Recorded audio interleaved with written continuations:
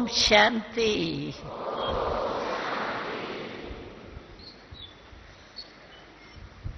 देखो, हम सभी इतने बैठे हैं,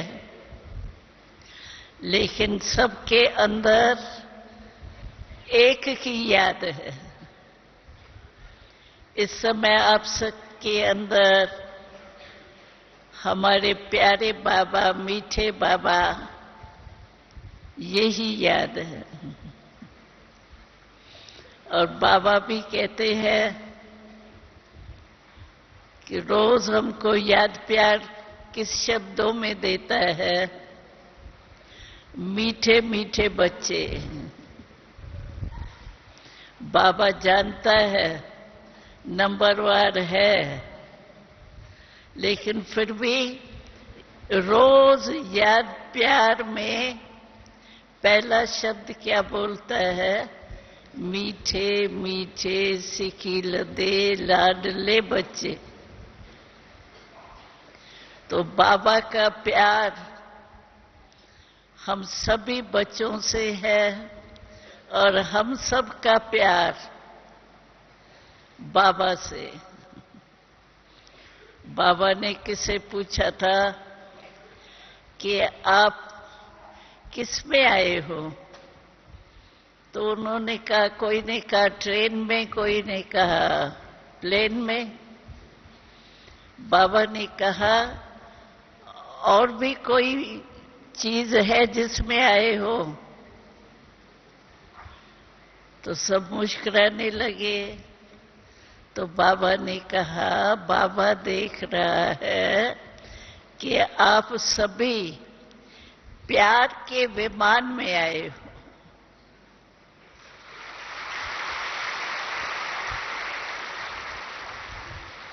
क्योंकि सभी को प्यार ही, बाबा का प्यार, परमात्म प्यार, निस्वार्थ प्यार, वो ही खींच के लाए हैं। कोई भी पूछेगा आपसे मधुबन में क्यों जा रहे हो, तो यही कहेंगे बाबा से मिलने जा रहे हैं, बाबा से हमारा बहुत प्यार है। तो बाबा कहते हैं, मैं भी मानता हूं कि बच्चों का बाबा से बहुत प्यार है, लेकिन बाबा ने एक बहुत बढ़िया निशानी सुनाई कि जिसका सच्चा प्यार है, दिल का प्यार है, उसकी निशानी क्या होंगी?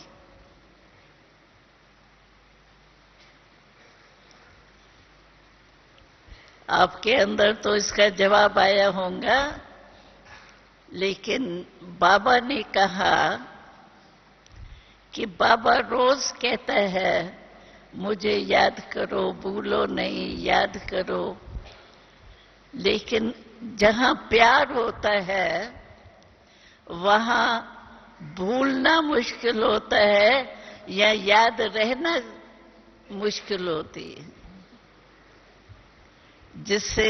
जिसका अधिक दिल का प्यार होता है, वो भूलना बहुत मुश्किल होता है। याद करना सहज होता है, भूलना मुश्किल होता है।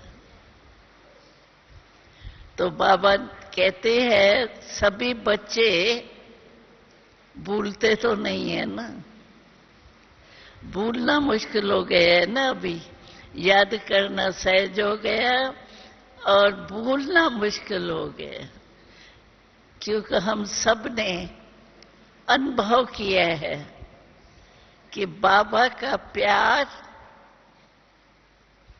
अविनाशी प्यार है, जो किसी से भी मिल नहीं सकता सिवाय बाबा के। भले ब्राह्मण परिवार में भी प्यार मिलता है, लेकिन बाबा का प्यार फिर भी बाबा का प्यार। तो आप सभी बाबा के प्यार में, प्रेम के, प्यार के विमान में पहुंच गए हो।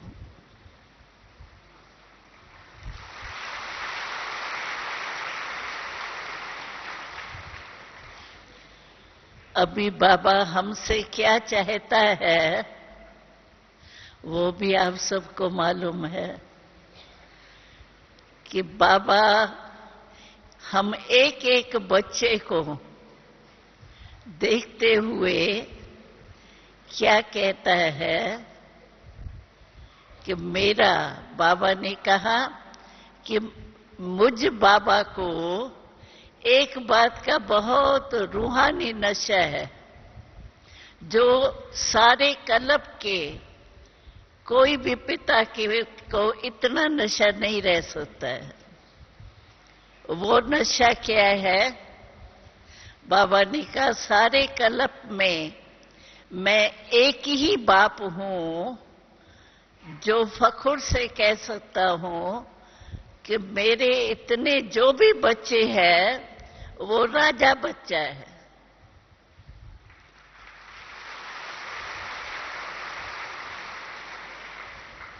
आप भी राजा हो ना, राजा बच्चा। बाबा कहते हैं राजा बच्चा। राजा माना स्व के ऊपर, अपने कर्म इंद्रियों के ऊपर, मन बुद्धि संस्कार के ऊपर राज करने वाले। तो आप सब बाबा के राजे बच्चे हो ना? है? हाथ उठाओ। राजा है? देखना, राजा का क्वालिफिकेशन क्या होता है?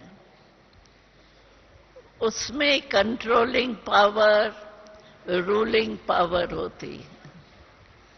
तो हर एक अपने आप से पूछे कि अभी मुझ राजा का स्व पर राज है, क्योंकि अभी स्वराज है। आत्मा राजा इन सारे कर्म इंद्रियों का राजा है। तो बाबा रोज मुरली में क्या कहता है? मैं सिर्फ दो बातें कहता हूं, ज्यादा लंबा चौड़ा कुछ नहीं कहता हूं। दो बातें ही मुख्य में कहता हूं। वो दो बातें कौन सी है? एक तो अपने को आत्मा समझो। ये पाठ आप देखेंगे हर मुरली में आत्मा शब्द बाबा कितने बारी रिपीट करता है, क्योंकि ये विशेष बात है। अगर आत्मा अपने को नहीं समझा तो कुछ भी प्राप्ति नहीं हो सकती, न बाबा के प्यार का, न बाबा के वर्षे का, न बाबा कहता है मेरे दिल तख्त नशीन रहो। आत्मा समझने से ही बाबा के दिल तख्त पर बैठ सकते।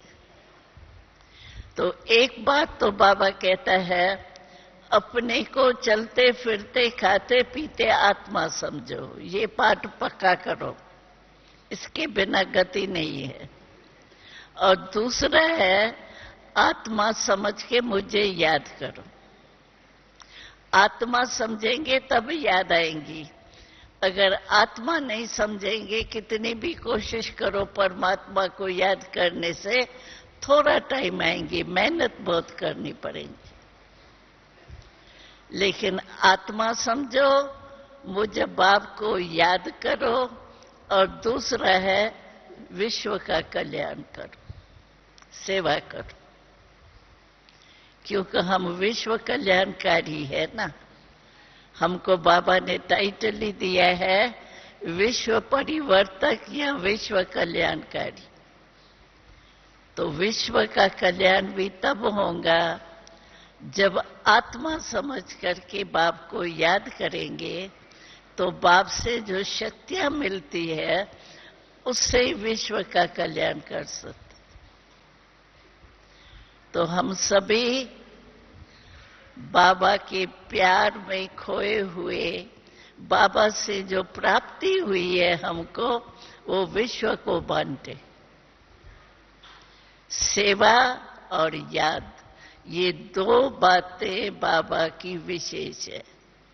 तो हर एक अपने को देखे कि सारे दिन में दोनों ही बातें, अपने को आत्मा समझना, बाप को याद करना और सेवा, कितने तक हम सारे दिन में करते हैं? क्योंकि 3 प्रकार की सेवा बाबा ने सुनाई है, मनसा, वाचा और कर्मणा। तीनों प्रकार की सेवा में से हमने सारे दिन में कितनी सेवा की? और अभी तो बाबा समय की सूचना बहुत इन मास में या इन 6 मास पहले से बाबा सूचना दे रहा है कि अभी समय बहुत नाजुक आना। तो नाजुक समय में हमको क्या करना है? बाबा को याद करना है और याद करके बाबा को जो महावाक्य है वो प्रैक्टिकल में लाना है।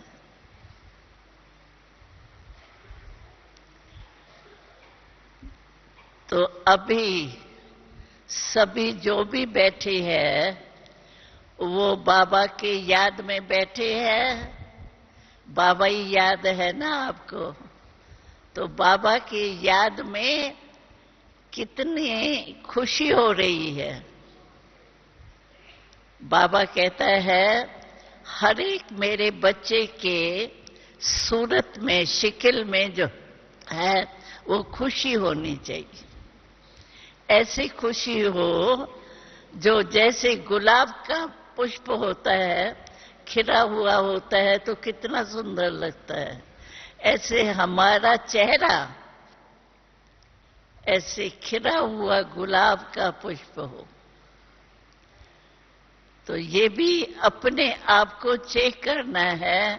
तो सचमुच हमारा चेहरा जो बाबा कहता है, क्योंकि हमारे जड़ चित्र जो है वो भी देखो चेहरे कितने अच्छे सुंदर चमकते हैं।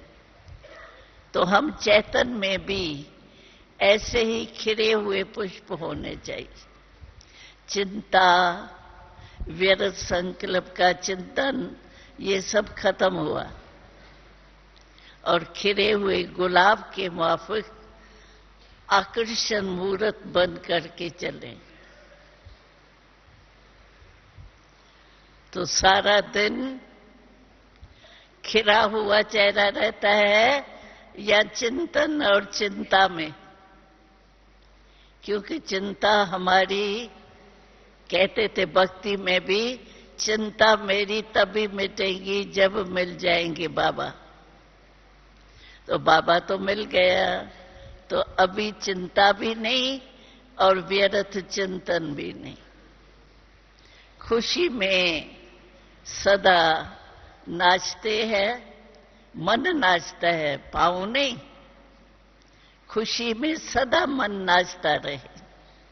जो गायन है, अतीन्द्रिय सुख अगर पूछना हो तो किससे पूछे?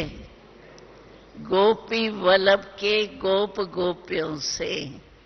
तो वो कौन है? नशा है कि वो हम ही है? हम ही थे, हम ही है और हम ही कलप कलप बनेंगे।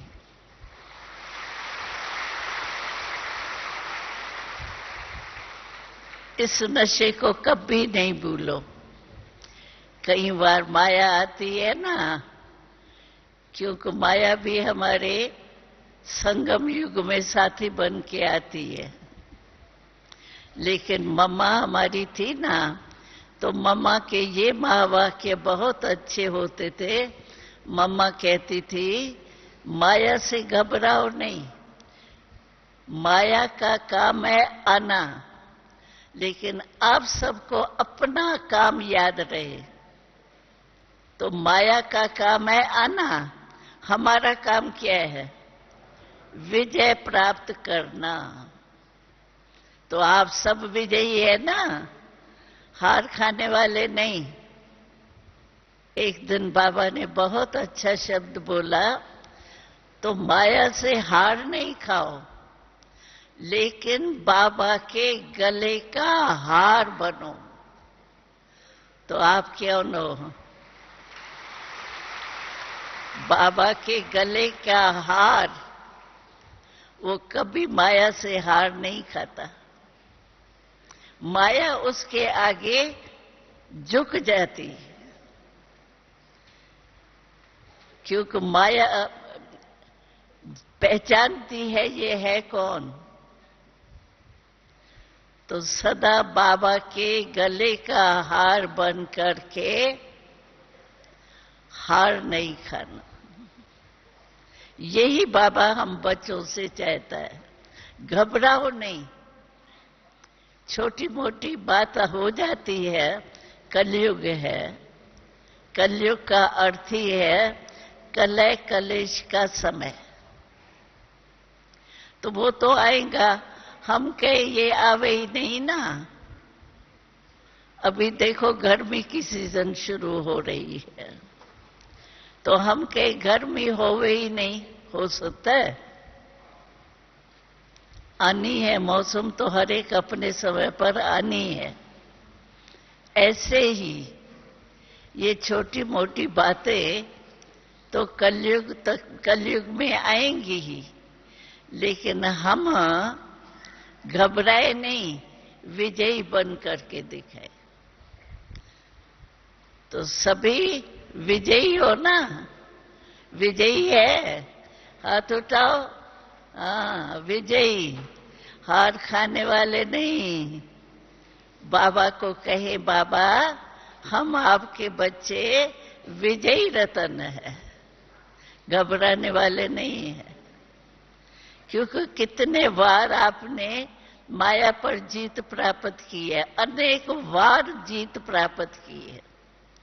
हर कल्प में जब एक बारी कोई काम किया जाता है ना, तो कहते ये तो मेरे हाथ से निकला हुआ काम है। तो हम भी विजयी अब नहीं बन रहे हैं, लेकिन अनेक बार बने हैं, अब भी बन रहे हैं और बन के ही रहेंगे। इतना निश्चय अपने ऊपर रखना है। तो सभी अपने घर में पहुंच गए, आराम से पहुंच गए ना। और यहाँ जितने भी दिन रहे हो, अभी 2-3 दिन और भी होंगे, मधुबन में आना अर्थात हर श्वास, हर संकल्प को अपने श्रेष्ठ बनाना। क्योंकि मधुबन में बहुत मदद मिलती है। एक ब्राह्मण परिवार, इतना बड़ा परिवार है, इतना बड़ा परिवार, सुखी परिवार देख करके भी खुशी होती है ना। और दूसरी बात कि यहाँ का वायुमंडल जो है वो सब ब्राह्मण वायुमंडल है और नहीं है। तो यहाँ का बाबा के घर का वायुमंडल, कई बहनें और भाई कहते हैं हमको, तो यहाँ तो हमको योग लगाना नहीं पड़ता है, योग लग ही जाता है। ऐसा वायुमंडल है। अगर कोई फायदा उठावे तो योग बहुत सहज अनुभव कर सकते हैं। क्योंकि और काम तो आपको है ही नहीं, एक ही काम है, बाबा को याद करना और पढ़ना। बाकी खाना पीना तो सहज है ही। और कोई माथे में झंझट नहीं है। इसलिए सदा खुश रहो और वायुमंडल का फायदा उठाओ।